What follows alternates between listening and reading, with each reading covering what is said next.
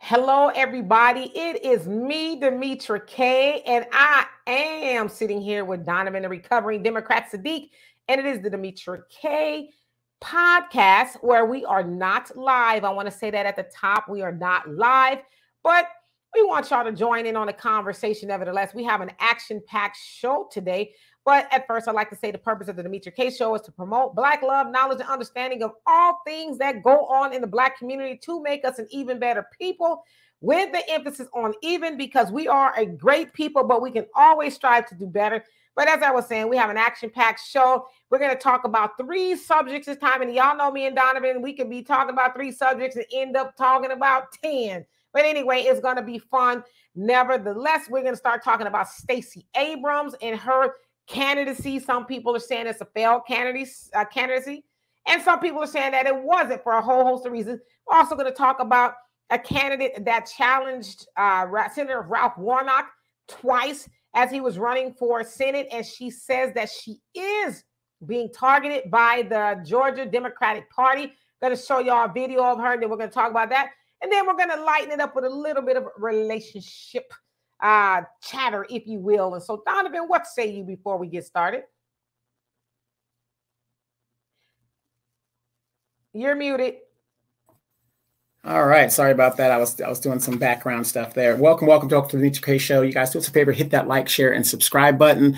Glad to be on the show. Again, we are not live, and if you so choose and would like to help get this message out, please hit some of our Cash App, PayPal, Venmo, all that other good stuff. You know, we appreciate the money that rolls, but we really appreciate the money that folds. So if you could do that just real quick. Yes, Stacey Abrams, a good subject here to talk about, because the bottom line is this: either you win or you lose.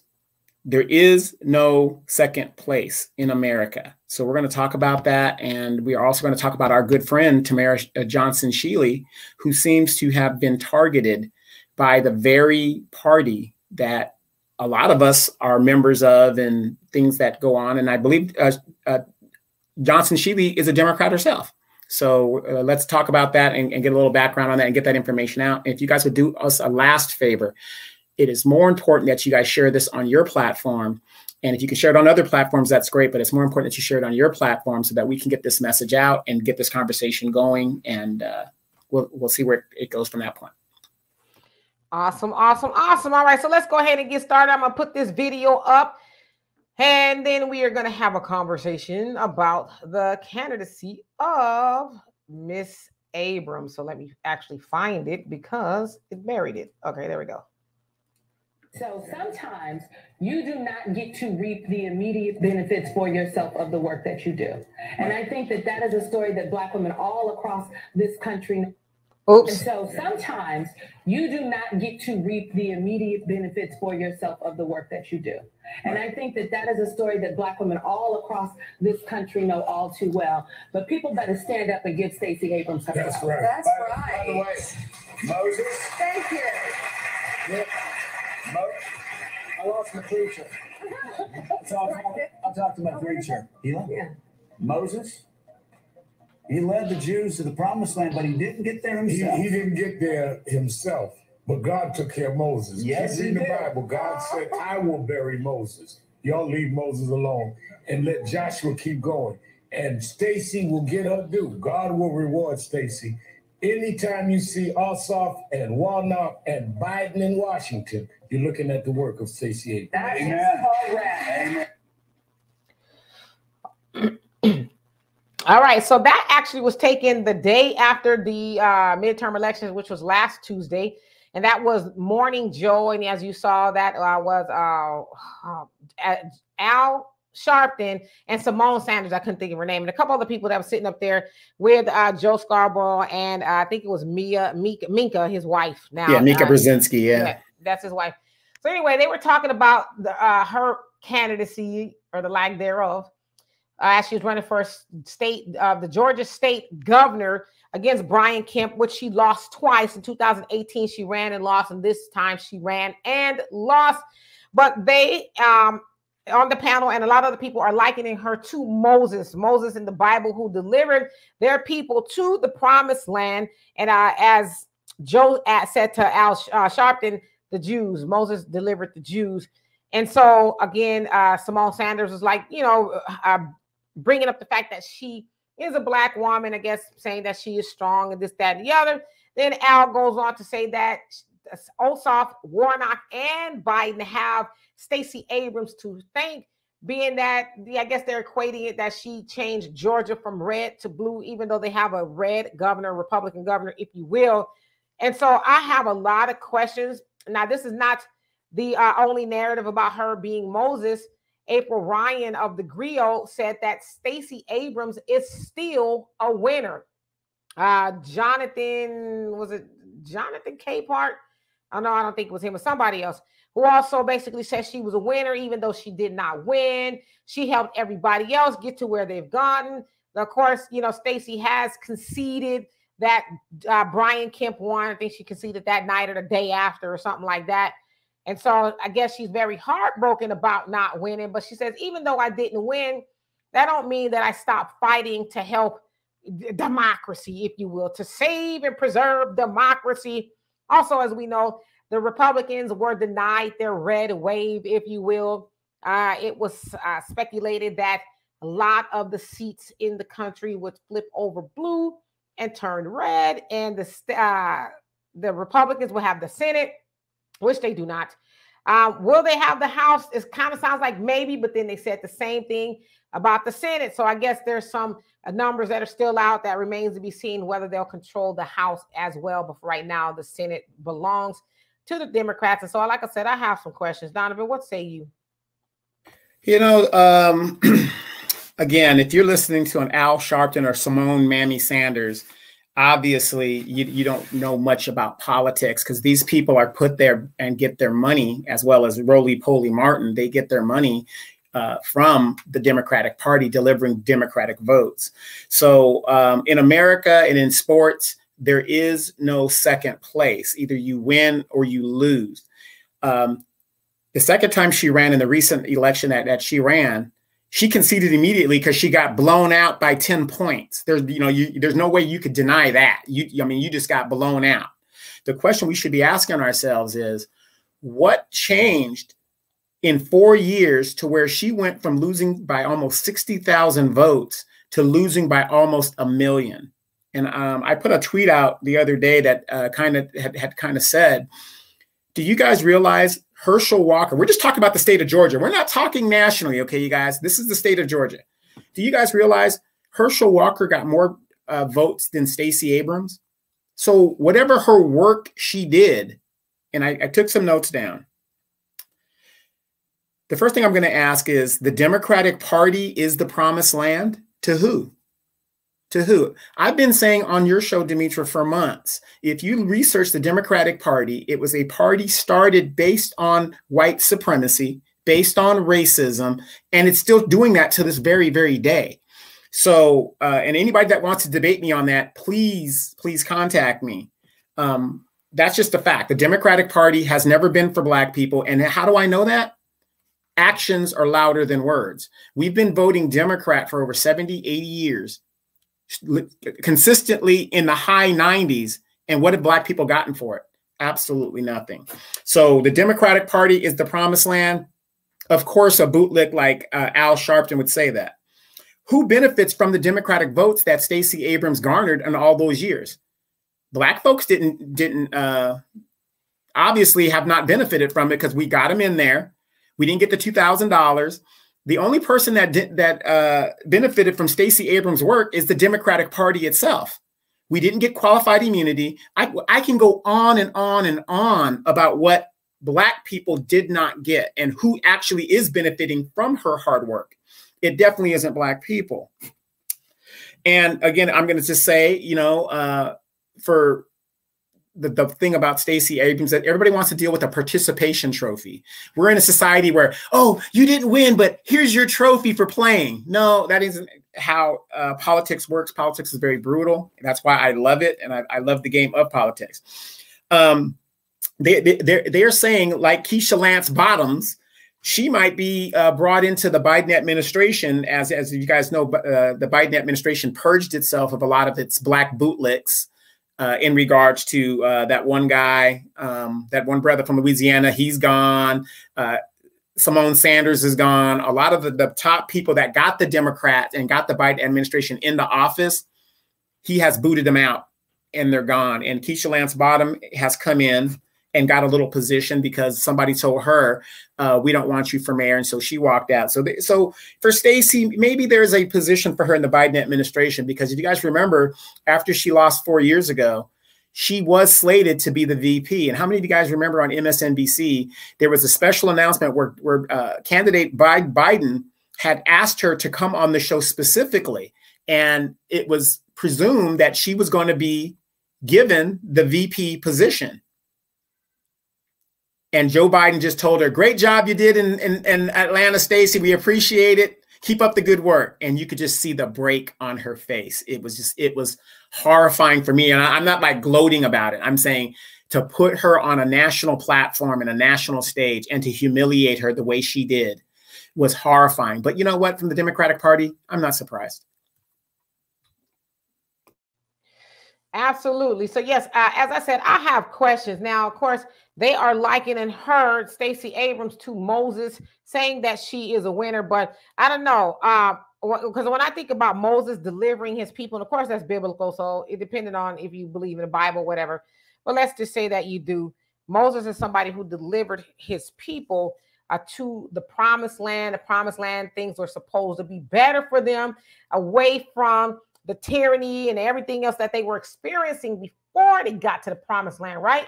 So then my question is, who was she supposed to be delivering to the promised land? Because they're saying, oh, she delivered, people to the promised land. But so are they talking about the Democrats, people who are Democrats, or the American people? Are they talking about Black people?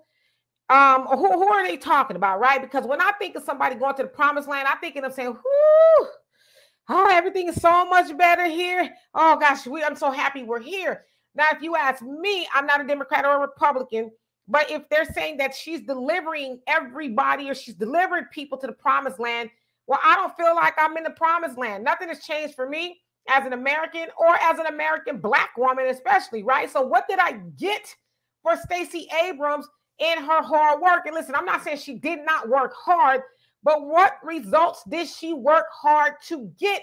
Was it to continue the Democrats staying in power to help everybody else that is, here? What do we not mean by everybody else?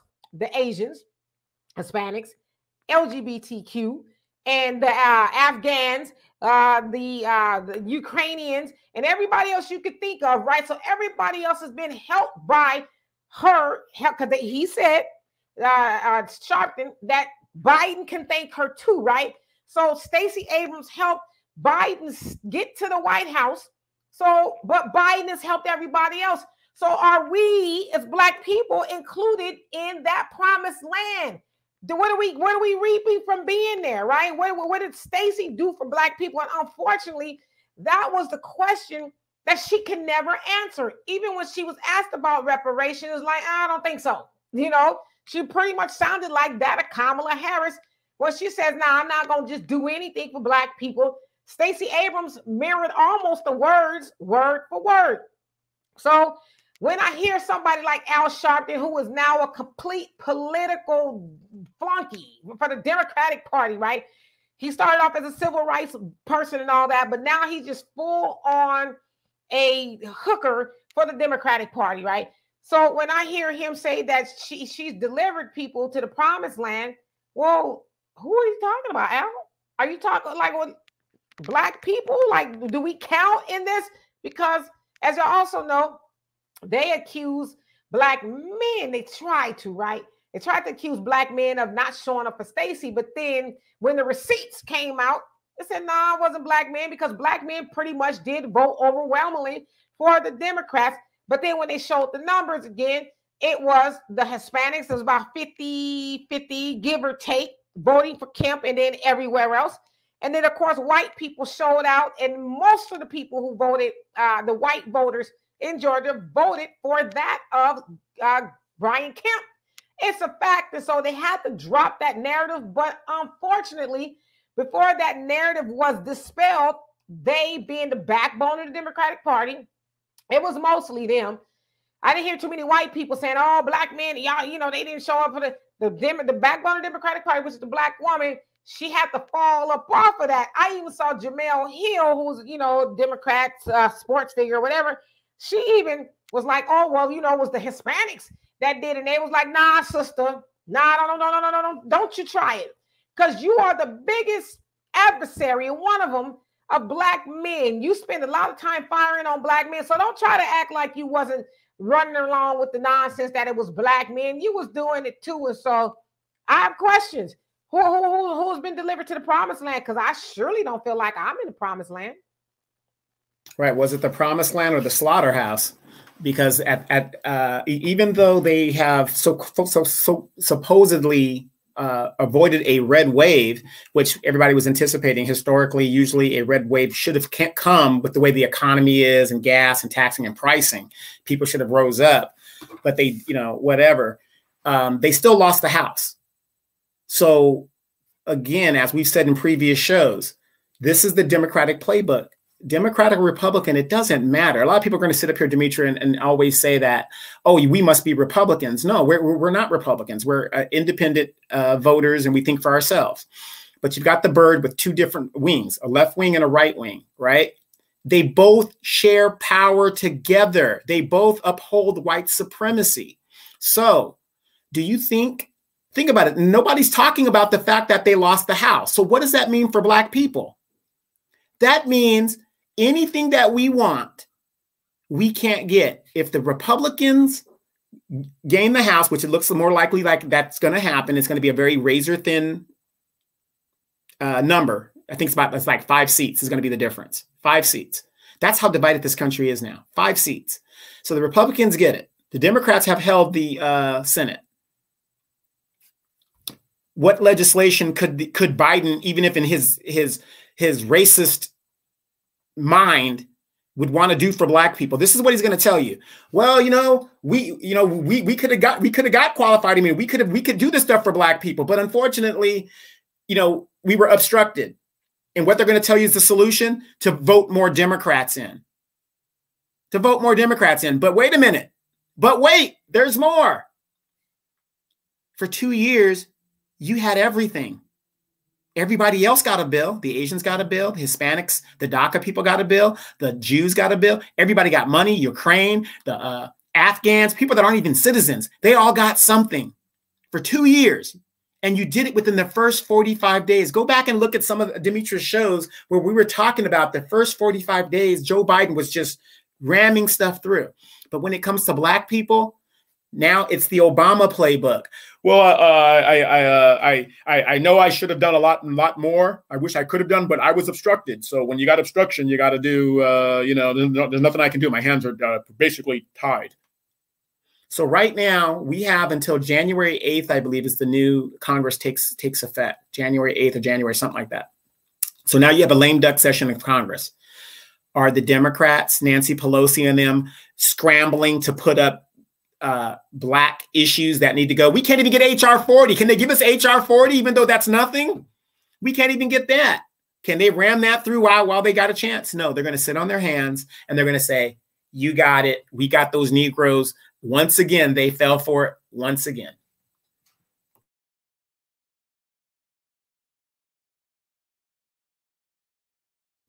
Mute. I was going to say, y'all, forgive me if I'm freezing up. Sometimes the internet does what it wants to do around here. I think I'm all right right now.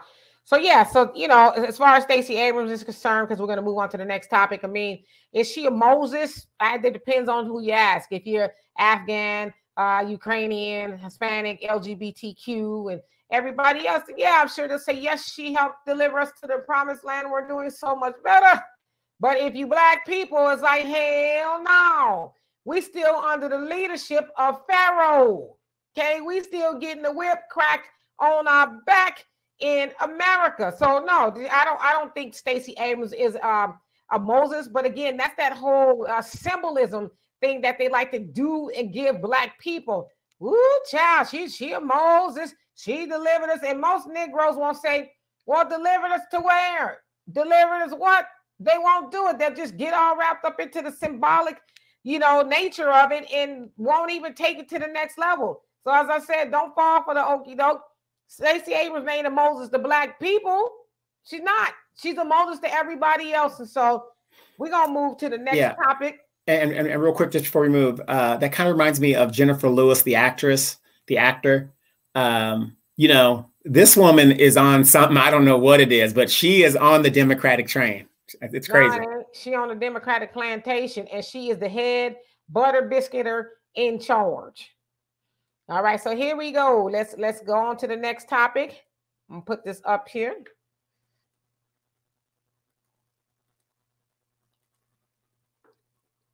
Okay, so what we are about to watch is that of Tamara Johnson-Shealy, and she is going to tell us about her experience. Now, I sped it up. It was originally like 4 minutes long or so, but I sped it up. So if you're wondering why does it seem like she's talking fast, it's because I sped it up. But she's going to tell us about her experience, and then I'm going to give you a little bit more background about her. So here we go. Let me tell you what happened to me. So I'm sitting at my desk, and I hear a banging on my door. Banging on my door. Scared me to death. Scared me. So when I hear this banging on my door, I freeze. I just sat there. I look downstairs because I can see my door from my desk. I look downstairs, and there's a white man with a beard looking in my window. I'm scared. He continues to bang on my door. It stopped for about 10 seconds. I get up. I tiptoe to the front of my house, upstairs, so that I can look down and see who the hell this is beating on my door. I can see his car on my driveway. He continues to bang on my door. I call the police. It takes forever to get the police on the line, but they finally get on the line, talk to the 911 operator. She says she's in the car. The banging stops. I tiptoe back down the hallway. I think he's gone. I tiptoe down the steps, and he was gone. Let me tell y'all what's happening with me. Most of you know I am very private. I don't bring my personal life into politics. I don't bring my family, my friends. I don't bring them into this. But my ex-husband passed away while I was on the campaign trail this past April. In the midst of my campaign, he passed. He passed away, and he did not have a will. A will has appeared in probate, and my home is attached to this probate matter. The attorney behind this probate matter is an attorney who is an insider. His name is Steve Riley, in the Democratic Party of Georgia. He represents the individuals who have fraudulently submitted a will into probate. This ain't personal. This is political. And I want you to understand that the Georgia Democratic Party, the operatives, oh, they know what they're doing. This is a hit. It's a hit. This party, the Georgia Democratic Party, is rotten at its core. It's corrupt. And the good pastor, Senator Ralph Warnock, knows who they are and how they operate. He knows. He knows. So I have not had the best day, but I'm not going to be quiet about what is happening to me. They know it. I didn't want to have to come and have this conversation and tell you that I'm being targeted, but I am.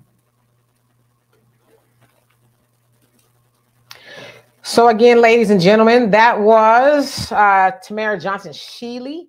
She ran for the Senate, and she actually opposed that of Ralph Warnock during the primaries in 2020, and then again in 2022. Now, remember, 2020 was a runoff, or it was actually to finish, I guess, the Senate bid of the last person, and so they were. She was challenging for that, and she lost. And she challenged him again in 2022. During the primaries, he got about says 96% of the vote. She got 4% of the vote out of about 730,000 votes that came in. Out of 21 candidates, she came in number 6. So some people say, well, it wasn't really striking distance, but it wasn't that bad, right? All right, enough to bring enough. And Ralph Warnock refused to debate her. Right. And we actually interviewed her twice on the Demetra K show. Very lovely lady. Another thing that's interesting about Miss Shealy, Johnson-Shealy, is that she is for reparations. She actually helped lead, she was a lead advocate, I should say, of the Georgia reparations bill, HB 541, that says, hey, run Black people their money for chattel slavery, right? And so she has not bitten her tongue about the need of reparations for Black people here in America. So as y'all heard her say, she feels like she is being targeted. Didn't kind of say why, but I guess we'll kind of speculate a little bit. But she also invoked the name of Reverend Senator Ralph Warnock, and she says that he knows what's going on and that the Georgia Democratic Party is rotten to the core and that they are targeting her. She said it's not personal, it's definitely political. Also, the scary part about the white man looking up in her window and all of that. And I'm like, ain't Georgia? Don't they got some sort of like a castle doctrine thing? But I don't know. I'm just asking, you know. Anyway, this man is looking in her window, so she seems to be very frightened about that. So we want to bring awareness to it, but also we want to talk about why might they be targeting her? And if she says the good reverend, he knows about it. Is he cool with that? Where in the Bible does it say you're supposed to be doing that to people? And she called him the opposition in the streets. They call that the ops. She called Ralph Warnock the opposition. So what's going on, Donovan? Well, you know, it is so sad that that she's going through this because she's a good friend of ours on the show and stuff. And I reached out to her and let her know that I saw the video and things like that, and told her I would ask some questions in regards. But she appreciated us reaching out to her and checking on her, which is very important. You know, this is nothing new here in my city. And, you know, it kind of bothers me when I hear people talk about these two parties as if these two parties are so omnipotent that they could do no wrong. With all the corruption that goes on in both parties that you can find and stuff, it's not just about money. Okay, politics is about power. Number one, it's about power and influence. Those are the two main reasons why people get into politics. It is no secret that 96% of all of your congressmen are millionaires. That's no secret. That's no secret. It's a money thing there. Influence, money. And even at the local level here, when I talk about issues that go on in my city, okay, we're talking about a $3.2 billion world logistics center that they want to build here, right? People have been killed for a butter biscuit, okay? And my mom always would, you know, and being a mother, you know, she's kind of concerned about that because, you know, hey, you're getting into some serious stuff. People have been killed for lesser. And she's absolutely right. But then I told my mom, I said, wait a minute, when I went to Desert Storm, Afghanistan and Iraq, you had no problem with me going over there, put my life on the line, but I come home and make a stand. Now you're worried. But that, I guess that's just a mother's thing. So I would always tell people sometimes, is it feasible that these two parties can work in a mafia-style system? Think about it. I ran for office. Why is it that as a loyal Democrat, which I was, I would go there and I have to go in front of this board just to get support? They pick and choose who their capos are and who they want to run and how they do it. Look at how these parties operate and look at how the mafia operates. What's the difference? Can we use RICO against either of these parties? Absolutely. And so that's why I always tell people that run for office, I got to give you a lot of respect because you're putting your life on the line. You're putting your life, your living, you know, everything. And they come at you to intimidate you and all this stuff. They don't want you in the race. You will be visited by people or forces will come against you in regards to making sure you're not going to win the race. When a third party rises, why is it that both parties, even though they're ideologically opposed to each other, supposedly, they come together to down the third party? That would be a RICO statute if you're asking me. So when people say like the Democratic Party is this party for the Black people, whatever, really ask yourself, is it? Is it? Show me. And I challenge anybody. Show me in the last 60 years, just the last 60, where the Democrats have tangibly done something specific for Black people. And I'm going to challenge, and I'll put my dog on the line and say it hasn't happened. And so for her to go through this the way that she's going, it's unfortunate, but it's going to take people like her that have the courage and the muster, that are willing to put themselves on the line to fight power. And if the Reverend Ralph Warnock, which I think, and this is my personal opinion, a pastor that is involved in politics is not a pastor. He's of something else. That is not godly. That's just my opinion. I'm very sure he's aware of what's going on. And as we've seen, Herschel Walker has exposed him as a liar. There's no such thing, in my opinion, as a pro-choice pastor. There's no such thing. That goes against the Bible. These people are party first. Al Sharpton, Simone Sanders, these people are Democrats first. They're not Black first. I'm very sure he's aware of what's going on. And like the demon that I think he is, he doesn't care. He wants power at all costs. Yeah. So, again, I want to say these are allegations. We are just reporting what Miss Shealy has said. That's going on. And of course, let's address the other thing she said about there's a will. Her ex-husband died while she was on the campaign trail. He died without a will, but then she says mysteriously a will comes to play, and her house is attached in that will probate. So it sounds like maybe her house is being challenged in regards to maybe being taken away from her. But she says that the lawyer that's involved in the case with the will is also an insider to that of the Georgia Democratic Party. So she's like, basically, this is not a coincidence, y'all. Come on, let's do some math around here. Because, there'll be some people saying, well, I don't know about that. How we know? I mean, it's like, come on now. Sometimes we got to be able to follow the breadcrumbs that are on the ground, right? Where do they actually lead to? Where are they coming from? But if you ask me, why she may be being targeted, just my opinion, I think it has a lot to do with, because as I said before, there was 21 other candidates in the primaries along with that, and her and Ralph Warnock. But I think that Tamara was the one that had the most notoriety. And not only did she have the most notoriety, she was the one that was actually speaking up for the needs of Black people. And she still is, right? She was actually the one that was out there saying, hey, our people need reparations, reparations. And I think a lot of people in the Democratic Party the higher ups, as Donovan say, the power makers and all those people, they don't want people to be out there talking like that, because for one, they don't want Black people to say, yeah, we need something too. Yeah, that's right. They don't want Black people to say that. They want Black people to be comfortable with getting nothing and have your Roland Martins and your Tiffany Crosses and your Jamel Hills and your Brittany Coopers and all those people out there telling y'all, well, the Democrats are doing something for you. If you don't vote for the Democrats, the Republicans gonna get in office and you ain't really gonna be screwed. So that's the messages that they want us to continue to inculcate, right? That, the Democrats are the party of Black people. But then you have Tamara that's coming in and interjecting what what we call the grassroots Black people. We ain't talking about the ones that's getting the butter biscuits. We ain't talking about the ones in the house. The field and the house Negroes, yeah. Well, we talking about the ones that's in the field, okay?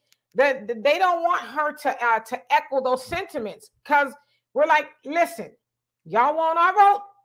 Y'all need to give us something. Y'all done gave everybody else something. So Tamara has a platform, and she's been on a lot of things, interviewing and really getting the message out. And so I think, as I said before, she was one of the most notable candidates that was opposing Ralph Warnock, that was like, yeah, that's cute in what he is saying. And she also was not a stranger to taking Ralph Warnock to task and saying that he is not for reparations. And, the other stuff that Ralph Warnock does, but does not do for Black people. She brings up that he's sitting in Martin Luther King's church, but does not think that Black people should have what Martin Luther King ultimately died for, and that was a check. So she has been very out front calling Ralph Warnock to the carpet. Also, we've seen a lot of people whether it was Biden, Kamala, Obama, and everybody go out there, even in this last race against Herschel, that's still, now they have to have a runoff.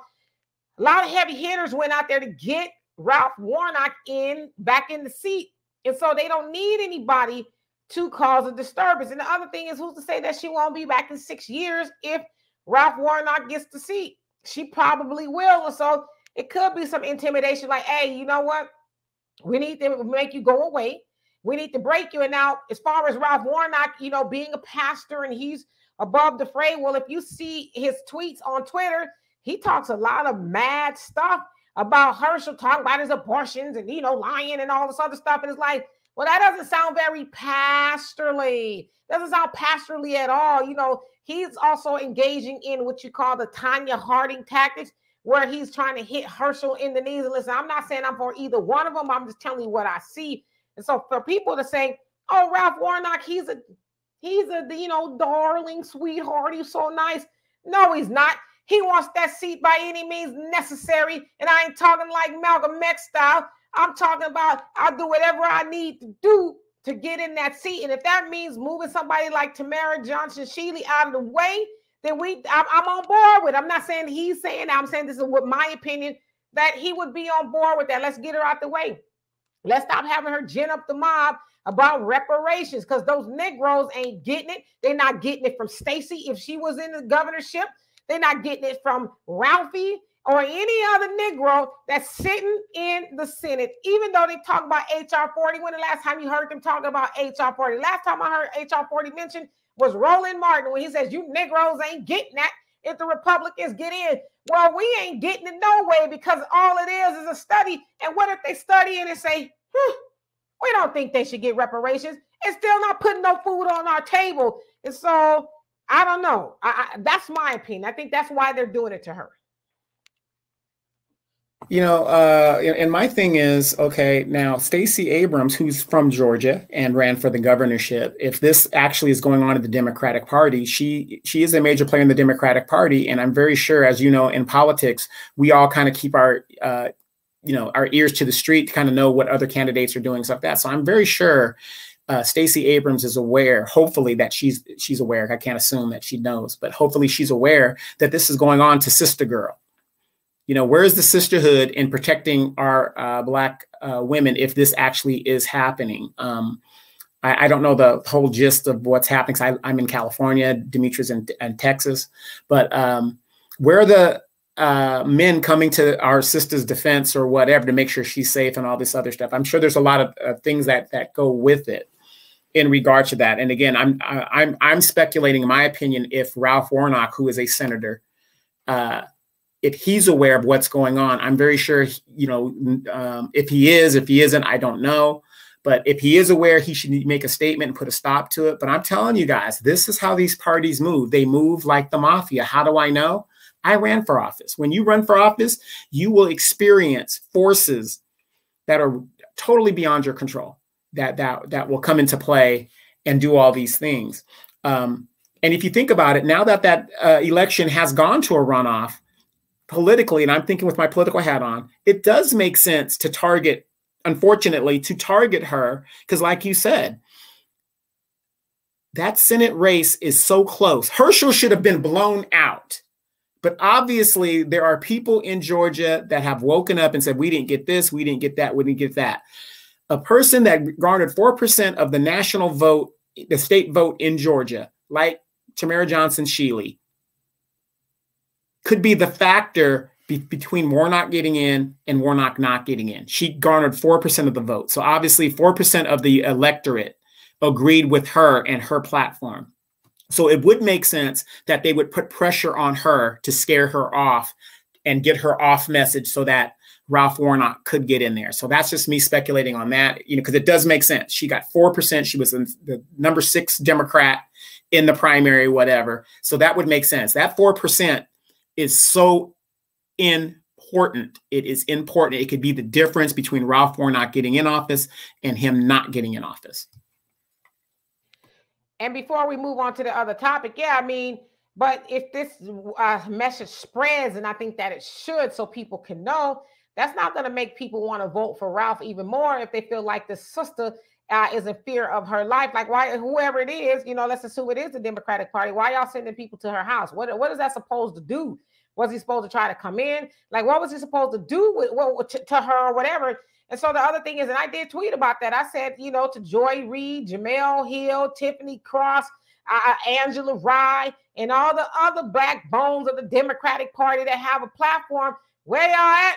You got a black woman who is saying, I'm being targeted by the Democratic Party of Georgia. Where y'all at to say, stop it? Hey, you know, this needs to be investigated. Y'all have a bigger platform than we do. So as I asked too, are y'all any good for black people? Actually, are y'all backbones really good for black people? Or are you only good for helping other people get stuff from the Democratic Party? And so I think that this should spread. I think we should share this message that, you know, Miss Shealy Johnson is afraid and, you know, probably in fear of her life. And she is saying that as the Georgia Democratic Party, and that Ralph Warnock is in the know. That is how they get down. People should be able to run for office. It's their right to do so. She wants to seek public office. She should be able to do that without being in fear of her life. And so, I don't know. We're going to follow this and see what happens from this. But yeah, she definitely deserves for this to get out there and people know about it. And real quick, if I remember right from when we interviewed her, she knows Ralph Warnock kind of personally. They went to the same school or something like that, or I think he went to Morehouse, or something. But they, you know, what I'm saying is, you know, she would know how this man moves because they have some kind of interlinking, same circles or something. Yeah, same circle or something like that. So just let people know. Yeah, so we gonna see. So anyway, let's move on to the next topic. We're gonna lighten it up a little bit. I saw this actually on the Ricky Smiley show, or actually it was his feed or something like that. And I thought it was funny. I was like, well, this will be a good topic to kind of, you know, lighten it up and close it out with. Now, as you can see here, this here, so I don't know where it actually came from, but he posted, it says, them Cougars cut you off after one missed call. Dang, Medea, I was asleep. So that's where I guess the guy that got cut off is saying, I was asleep. And so I thought about it. I was like, yeah. I mean, I don't know what age a cougar is. I'm 51. I don't know if I'm quite a cougar yet, but then maybe I am. I don't know. But I thought about it. I was like, well, yeah, you know, if you were a cougar, that means you're a younger man to some degree. And Medea, this cougar, she ain't with stuff. Don't come playing these games and, you know, all of that other stuff, you know. So I guess what you doing? What WYD? So I guess she's saying, per this thing here, I just want to clarify that I guess maybe she called him and he's saying, I was asleep. Like, wow, I didn't see your call. But the cougar's been around long enough to know, nah, y'all young, you know, tenderonis, you young bucks, y'all don't usually have your phone, you know, on your lap at all times. You know what I'm saying? You have your phone with you. You not even knew where I was going with that, being from California. Y'all don't be without y'all phones. And so she's basically saying, I doubt very seriously that you missed that phone call. And listen, I ain't got time to play games with you, boo-boo. Therefore, go on and play with your mama or them young girls, but don't play with me. So, Donovan, what you think about that? Well, in defense of my amandum, maybe he was asleep. Maybe he was asleep. You know, so I'm not gonna turn against my mandum. Okay, we got to stay on code, brothers. We got to stay on code. Yes, he was sleeping. He had worked hard all day. He was sleeping, but man. Okay, all right. I'll be serious now. Yes, brothers. Let me tell you, especially younger cats, younger Thundercats. When you're dealing with an older woman, they've been there, they've done that, been through it.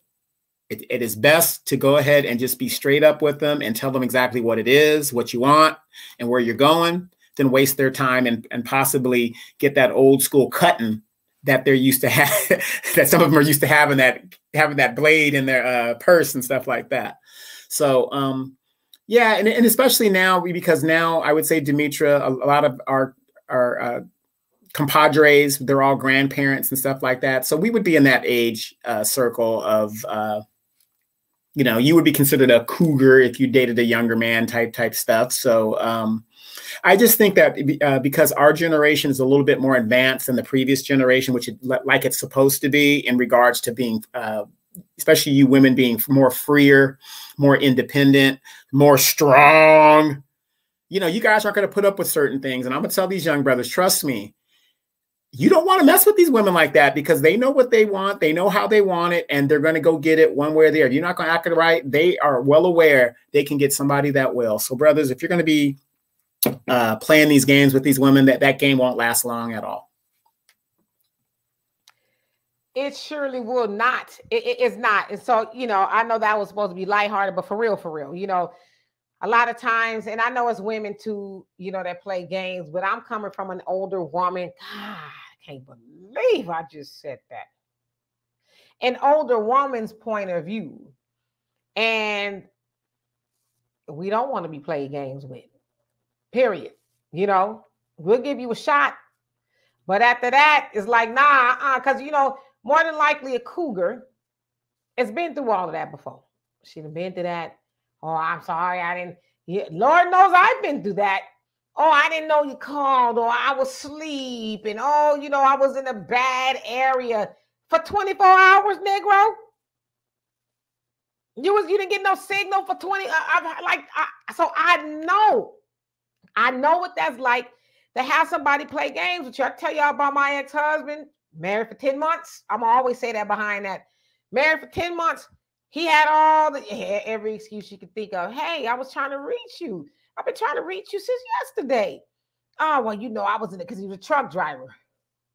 I was in a bad area, you know, was no signal. They sent me up into the crevices in the mountains and the this and the that, and I couldn't get no signal. Oh, really? Dispatch couldn't reach you? You mean to tell me you was off in BF Egypt with no signal? And Negro, I know you. I know you got to be on your phone all the time. And if you didn't have no signal, how did you post this on Facebook a couple of hours ago? Or, you know, sometime yesterday, but I couldn't reach you. So, you know what I'm saying? So it's like, nah, I've been there. I've done that. And I tell y'all the story all the time. That's actually how I called my ex-husband up. This Negro, you know how they say truck drivers have one in every state? He probably had one in every city. Okay? Every city, every bayou, every township, every half a city, every city hall. He had a I mean, was he that attractive or what was it?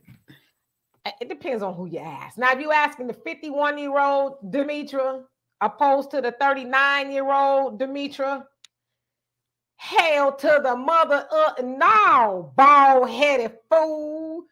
You know what I'm saying? For real, no shade to bald head men. But he was right. He is a special bald head fool, you know. And then when I look back, I'm like,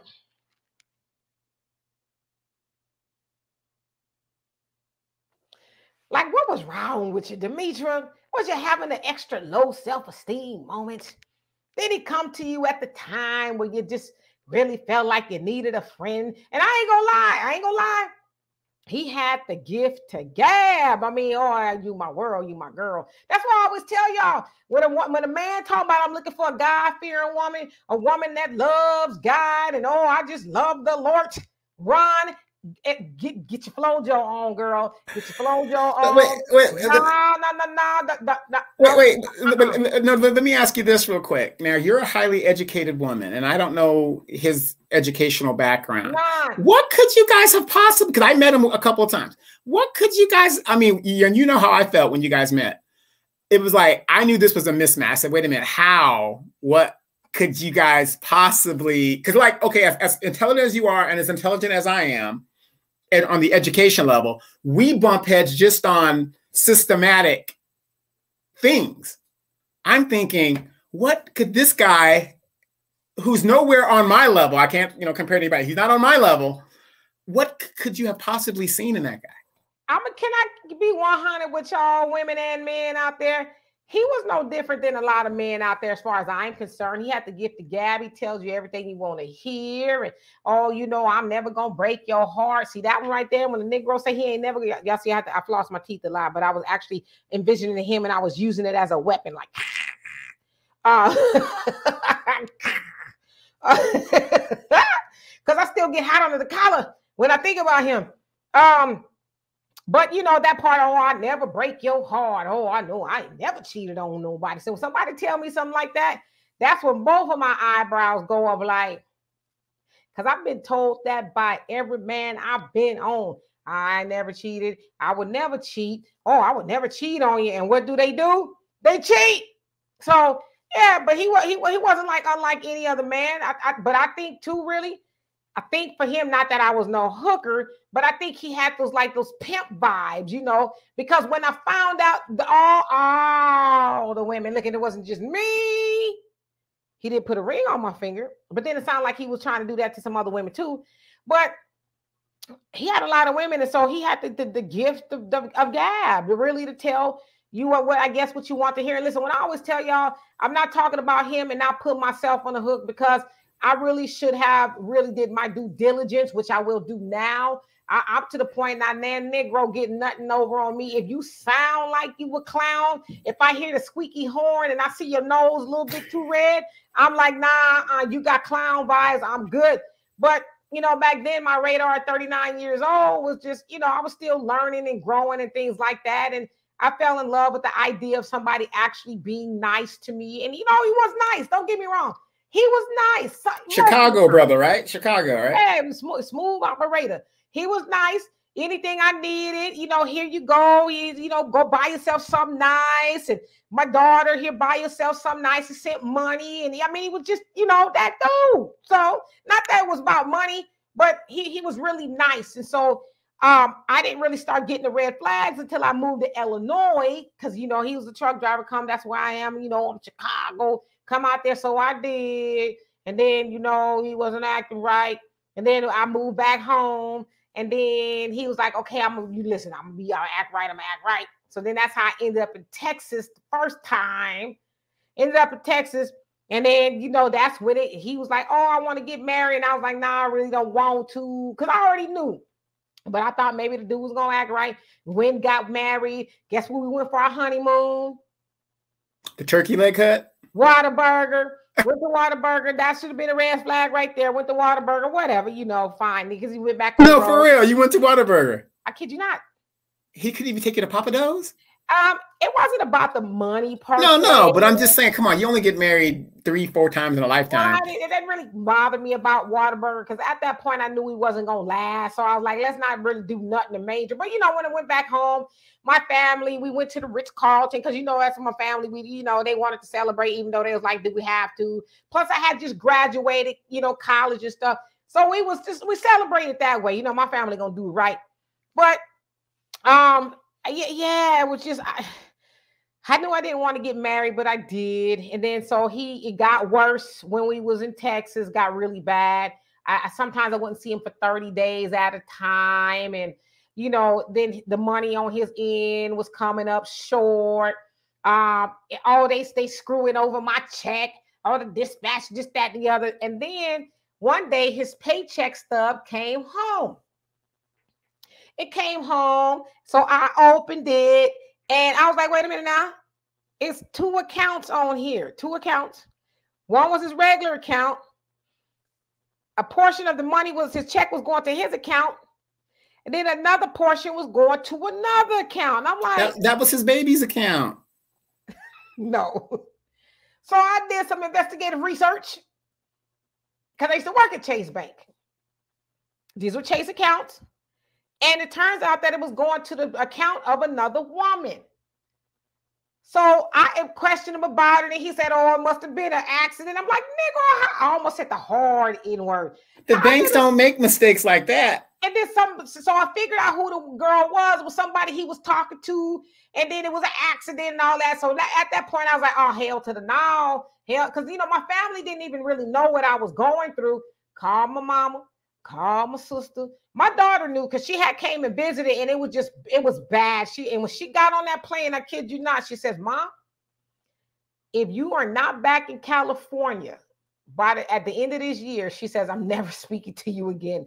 That's how bad it was. And so I said, don't worry, I'm gonna be right behind you, because I already knew. Call my mama. And at that time too, financially, I wasn't doing good, because I was trying to keep everything afloat because his money was missing, you know, his money. And listen, I'm telling y'all that I know somebody looking at me like, damn, Demetra, stupid. Yes, I was stupid. But I'm telling y'all, I like to share my experiences with y'all so y'all would know that you're not alone if you've ever been in that situation. And I did it from a good place. You know what I'm saying?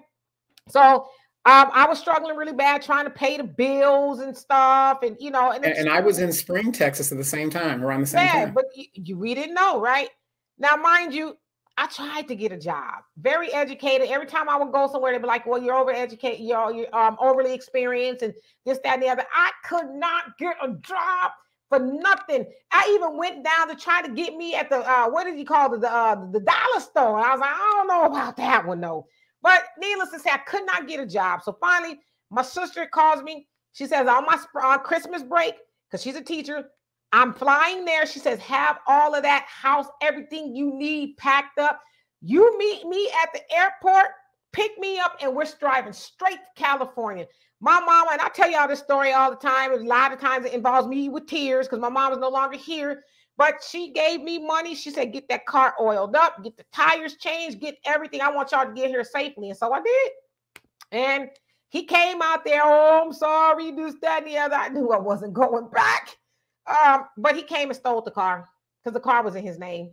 He only wanted to come get the car. So he took the car where he was. He had met a new woman. They was in Georgia.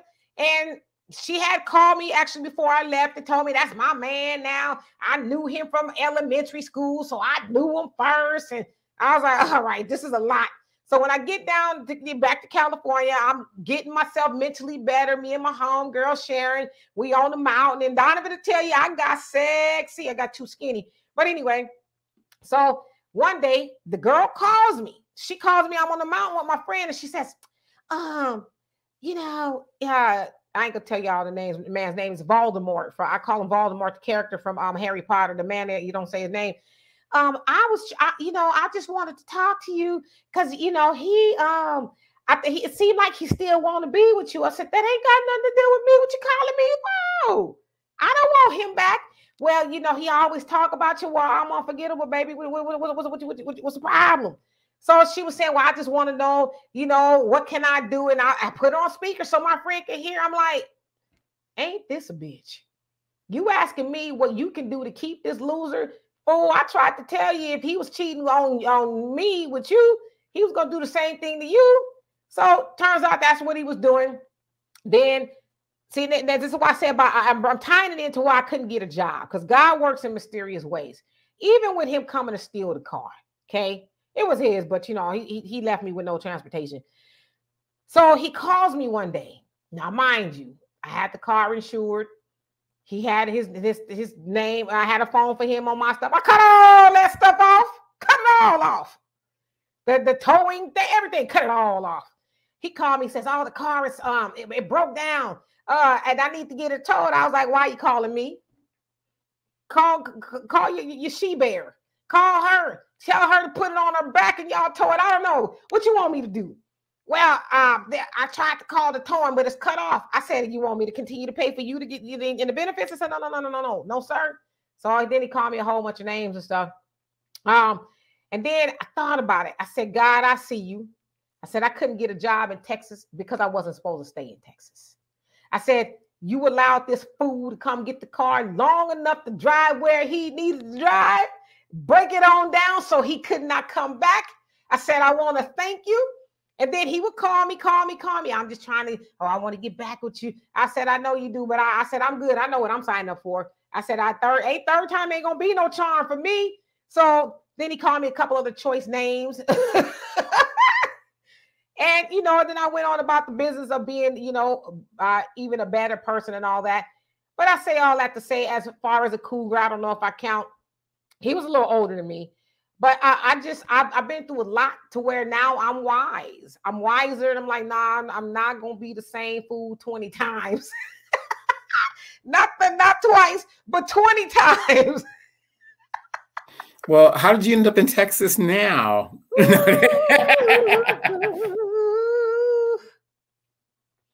That's 18 more times ago. No. You know, I gave love a shot one more time, and it didn't. Love don't love me. Okay, love don't live here anymore. Not true. Not true. You just haven't found the right one I yet. The ain't right looking one for hasn't come nobody. along. I ain't looking for nobody. I'm gonna keep it real with you. Yeah, he's supposed to look for you. You're right. He's looking for me, but I'm cool right now. You know what I'm saying? I'm cool. I say that I'm cool. And listen, ladies, don't listen to me on this. I'm just speaking from myself, and I tell my daughter the same thing.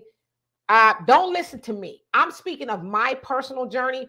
I've been through a lot in relationships, and I take 50% blame of that because Donovan, you say it all the time. You cannot say I had nothing to do with it.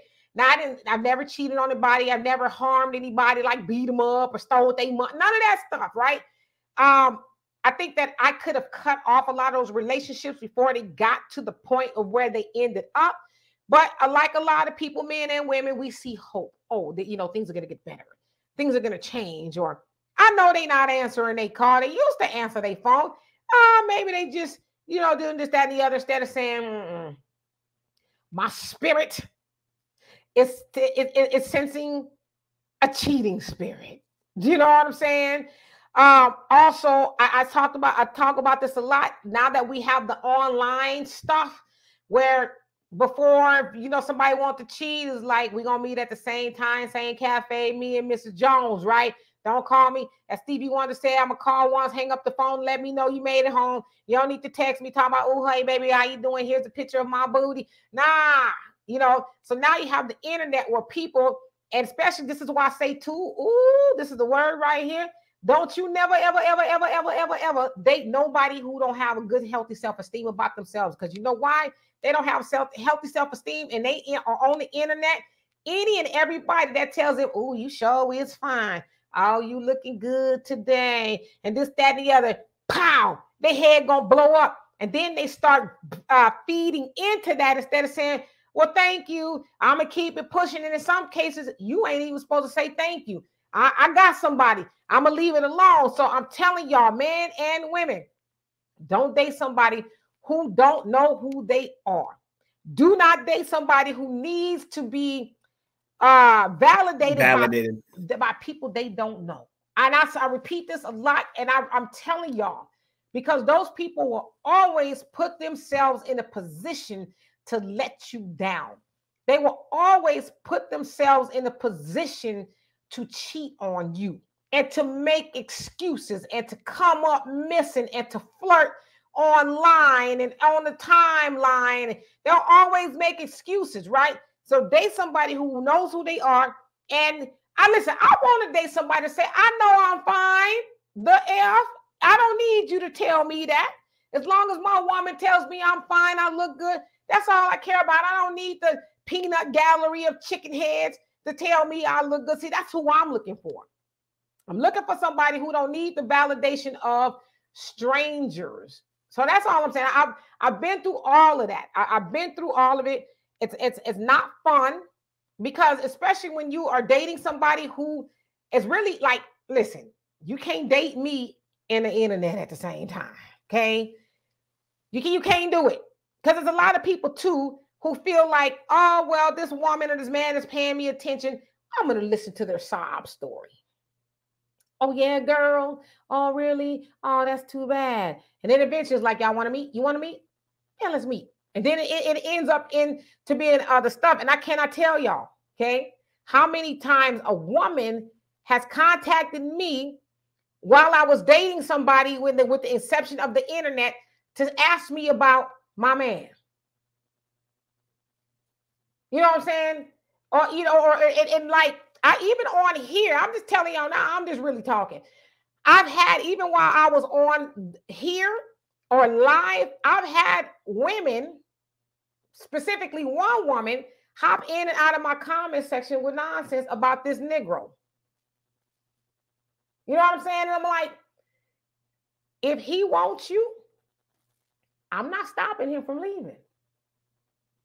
I'm not stopping him, but don't harass me over him. you know, or whatever. That I would never see. I'm not the type of woman. It's gonna hurt me like hell that you cheat on me and you leave me, but I would never fight another woman over you. Because if I got to fight another woman over you, you was never mine in the first place. Right. You know, the funny thing is that you bring that up. I noticed in the South, that old school way of doing things where the woman has to show you that she's got your man and stuff like that. And it probably happens here in California, but usually the selection here is so big in Cal, people just go on about their business. It ain't even worth all. You just go to the next one and you're done. But I notice in the South, that's very prevalent where they got to show you that they took your man, and they're proud of that stuff. They're proud of it. You ain't took nothing that didn't want to go, boo-boo. But even still, if he finds you to be what he wants, what does that got to do with me? Take this raggedy Negro and bounce. You know what I'm saying? Like, why you don't need my approval? You don't, but see, this is the thing, though. I'm going to leave with this. What you do to other people will be done to you. Especially when you do it to somebody who is a good person. And I don't care what nobody say. Anybody that know me will tell you that Demetra K is a good person. When you do that to a good person, see, you'll laugh now, but your ass gonna cry later. You're going to cry later, because one thing that God, the universe, has a good way of doing is humbling people who need to be humbled. And so I would never want to be and never will be a woman that brag to or terrorize or gloat and bully, because that's what I was being bullied. I never told y'all about that, but I was being bullied by this woman over this man. See, I would never do that to anybody because I know what the other side of that looks like. Yeah, you think you got something? You think you got something that would do what you are helping this person do what he is doing to me? You think you got something? But guess what? Him? Oh, that ain't what it is. What you'll ultimately get, you're gonna feel sorry that you did what you did. You know what I'm saying? And instead, Smokey Robinson, he made a good comment one day, because y'all know he has a song, "The Agony and the Ecstasy," right? So he was on a radio show or something. He was talking about the song, and it basically, what's it all about? Yeah. So it basically said, I know you to belong to somebody, but you know, neither one of us are free. So basically it's a song about dipping off or whatever. So the guy asked Smokey Robinson about it. He says, one thing I know for sure is we don't own people. If your friend is messing with your woman, it sucks, but you don't own that person, right? That person is free to go do what they want to do. We don't own people, is what he said. So I never forgot that, which is why I never really took it personally, you know, especially one of the last times that happened to me when a woman calls or gets in my inbox, oh, I'm with your man and all this other stuff. I never took that personally, because I'm like, well, he wasn't my man if you got him. And I don't own people, whatever. So anyway, I know that was a lot, but yeah, don't come to the Cougar Den if you ain't ready to be about that life, okay? Because we will slice and dice you with the pot liquor and cornbread juice, whatever. You know what I mean? Because I know a lot of older women date younger men, but I know a lot of women who are dating younger men for the thrills. They're not dating them because they know he gonna act right. More than likely, Cougars are dating younger men. They know he ain't gonna act right. They know they're gonna have to make a couple of trips to the gynecologist, talking about I'm itching. Yeah, and you know, and younger men, because they have a need, they know that it's easier to control a younger man because they have, usually older women have the resources that the younger man doesn't have. He needs a place to sleep. He needs a place to cat. You know, so it's a big. Oh no, but no, boo boo, you're not coming over there to sleep. You might. I'm just saying from not my point of view, but other Cougars' point of view. You're not coming to sleep. You're going to get in the bed, but you ain't falling asleep. I'll make you something to eat and all of that. We're going to play, you know, Bid Whiz and all that other stuff, but you're going home, okay? So that means he's going to his car. Whatever. You're going to crack my back. You know what I mean? And all of you know that. what it is. You know what you're here for. And you're going to see you next time, boo-boo. Sugar, you drive safely wherever you're going. See, that is totally disgusting, because, you know, men just do that to women. And then when women do it to men, it's okay. It's acceptable. It's all right if you're honest about it, baby. You ain't no space in the closet for you. I'm just saying. Anyway, y'all know I'm a mess. So we love and appreciate y'all. We're about to get out of here. Please share, like, subscribe, and all the above. We have ways of donating to the channel. If you find value in what we are doing, we'll be back here live with Walter, Wealth Wednesdays with Walter, where Walter is a hot mess, but you're going to get the information you need to financially improve your life. So anyway, y'all, we'll see y'all later. We love you. Peace.